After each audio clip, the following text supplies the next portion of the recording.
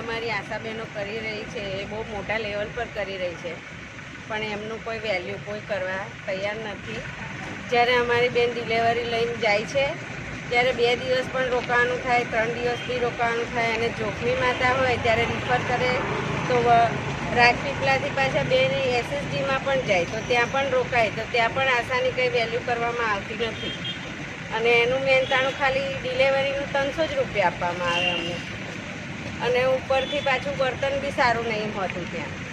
એટલે અમારું એવું કહેવું છે કે અમે જે કામગીરી કરીએ છીએ તેનું અમને વેતન બી, આજે મજૂરી કરવા જાય છે એ માણસને બી રોજ 300 થી 400 રૂપિયા છે. આજે તો અમારા કપડાં ધોવાનો ખર્ચો બી નહીં નીકળતો, તો પછી અમારે કઈ રીતે કામગીરી કરવાની? છતાં બી અમે કરીએ છીએ કે અમે એક માનવ સેવાની રૂપે આ કામ કરીએ છીએ, છતાં અમારી વેલ્યુ કરવામાં આવતી નથી. અને અત્યારે પાછી કામગીરી ડિજિટલ મૂકી દીધી.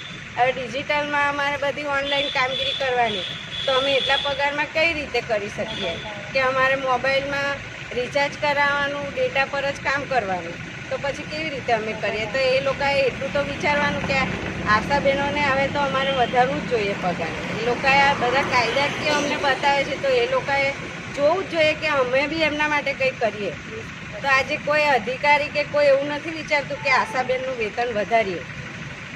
એટલે અમારે જિલ્લા કક્ષાએ અમે એટલે જ આવેદનપત્ર આપવામાં આવેલા કે અમારે ડિજિટલ કામગીરી કઈ રીતે કરવી, એટલે અમારું પગાર ધોરણ વધારે અને અમને થોડીક મોબાઈલ આપવાની બી અમારી એક નમ્ર વિનંતી છે, અને અમને રિચાર્જ પણ કરી આપે તો અમારાથી કામગીરી થશે.